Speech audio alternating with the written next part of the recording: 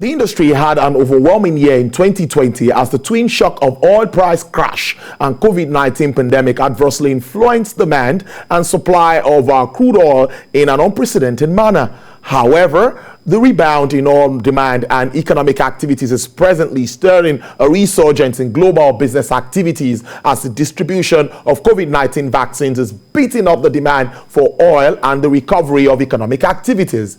In line with the global drive for a cleaner energy transition, the federal government has led the charge towards a gas-powered economy by 2030 through the initiation of several gas development programs such as a Decade of Gas Agenda, Industry University Gas Collaboration, as well as inclusion of gas terms in production sharing contracts, which covers the fiscal and legal framework for gas development.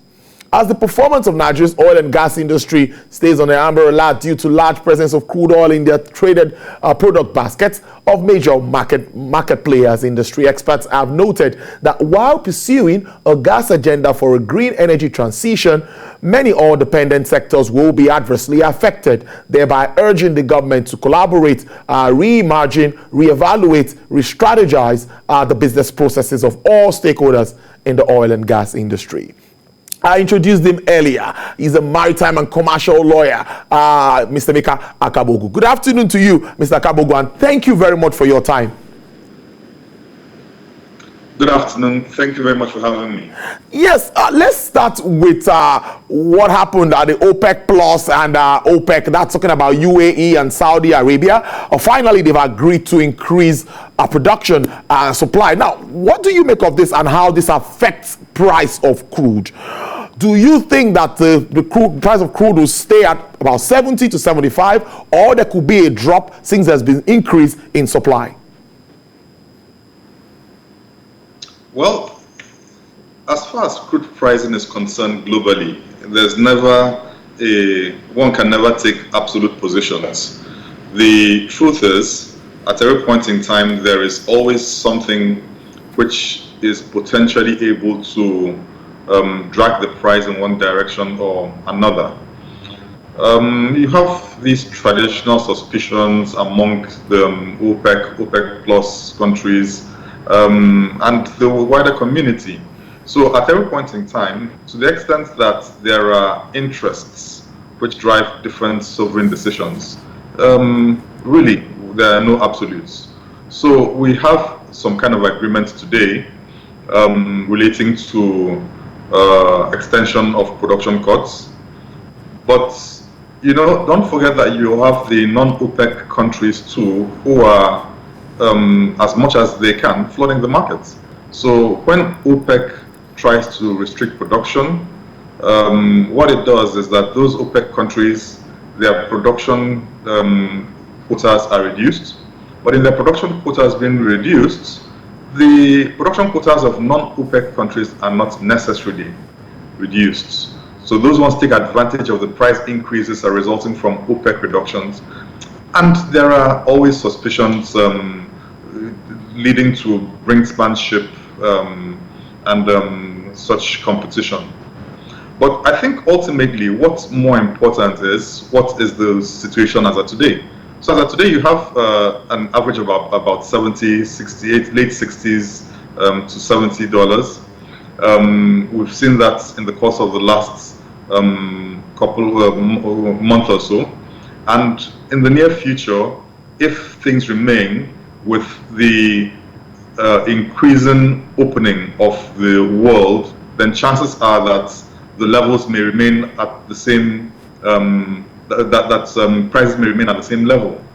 But we've seen also that a couple of countries are going back into lockdowns, and with increasing lockdowns, a couple of airspaces are closing. So all these also impact on the demand of crude oil. So you have an interplay between the reality of the global economy occasioned by slowdowns and also the potential of opening markets, but which have to be subject to inter-country competition as far as production cuts go. My thinking is that in the near future, we may have about the same level in the next couple of months, provided the fundamentals of the markets remain as they currently are. But I think what's actually more important for me personally is to what extent does this affect Nigeria? Yeah. So we have seen that what we have today and we've had for a couple of months is better than what we've had in a couple of years. So at $75, $75 per barrel, the last time we saw this was probably 4 years ago. So this ordinarily should be a very good time for the country. However, the country is challenged by a situation where, of course, yes, we're affected by some quotas, but in terms of the absolute numbers, it should really make a difference. But we now need to be able to put a framework in place to ensure that we take advantage of high prices and also manage our budget such that everything simply doesn't go back to debt servicing. So those are all the factors which are at play at this time. Well, it's a very good way to start this discussion. Thank you very much for that explanation. Now, it's good news. We're selling, crude oil is selling above $70, more money for government. But on the other side, we'll pay more for PMS. Let me just stay with PMS. And we've had this discussion, I know, before now. More than 100 billion naira being paid monthly to subsidize PMS.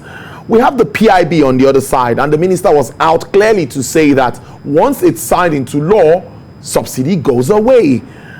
What do you make of all of this report, or how do we tally all of this together?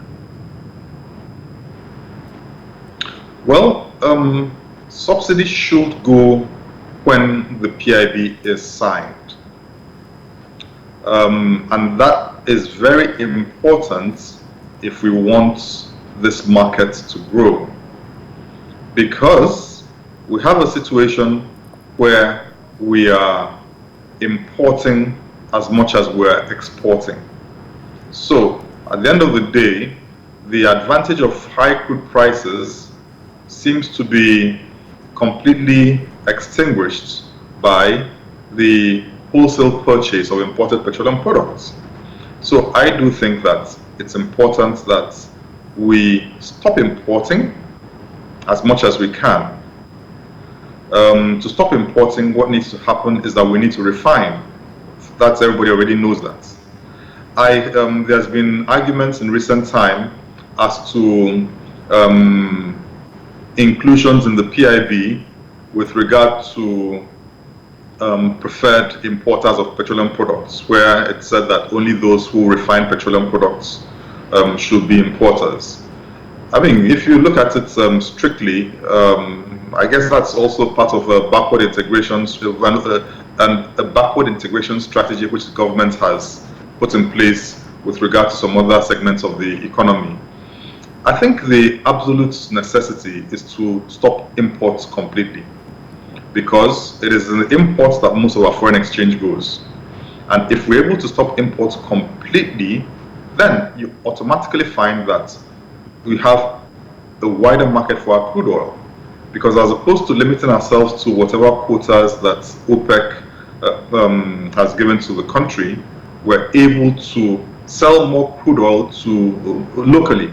So we can very easily sell 1 million barrels per day locally for local production.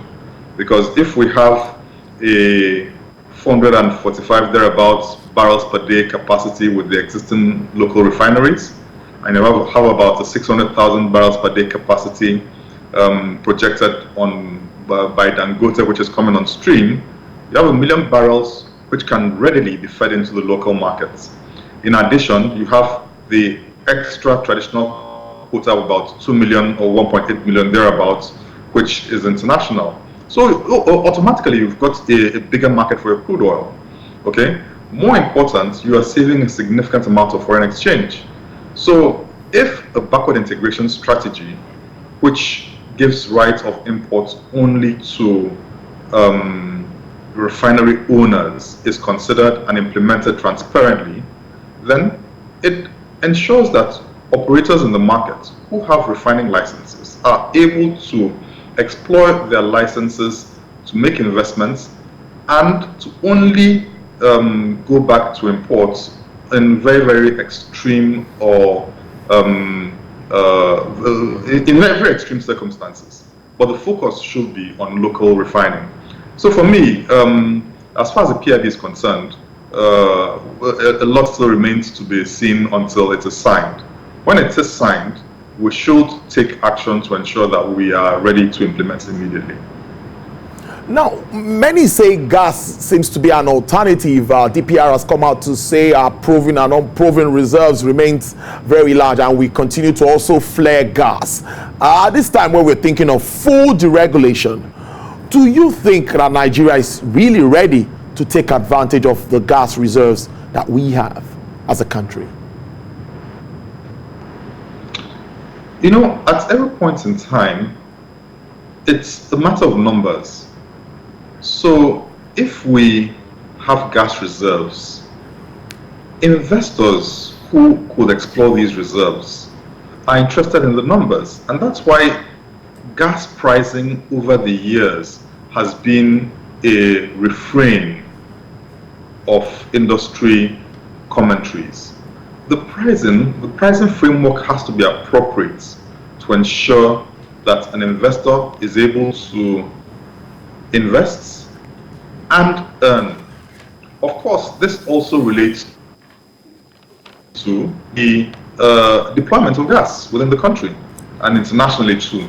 So but there's a lot of deployment. So if we're deploying gas significantly locally, then it means that the market is being created, and it means that if that market which is being created is on the basis of costs of returning appropriate costs, then the potential for the investment is significant within the economy.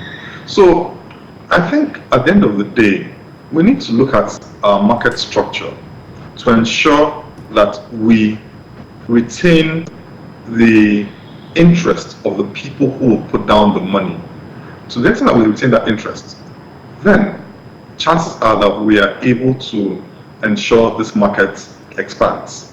Of course, I'm also mindful of the efforts that government itself is making to activate the markets through its own means. So there's in the last couple of months, there's been a lot of talk about auto gas, for instance. So transiting the engines of Nigeria from the regular fuel to gas.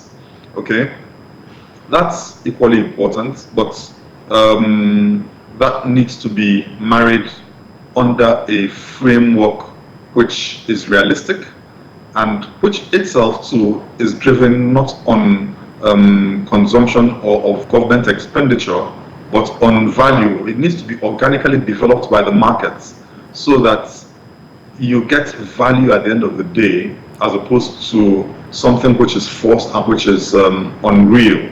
So, but as far as gas goes, beyond that, you know, if our energy system and the logistics of the entire energy value chain is effective and is reliable, then I see a lot of potential for gas developments across manufacturing, across its distribution and its use in the energy value chain. And I think that's what we should be concentrating on.